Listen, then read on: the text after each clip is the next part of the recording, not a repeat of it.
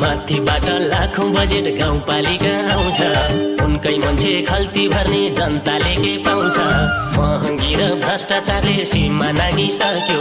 युवा जति घर चलाउन विदेश लागिसक्यो सम्झिँदा नि आज भोलि यति पिर्लाउँदैन मान्छे मर्छ घर गाउँतिर मलामी पाउँदैन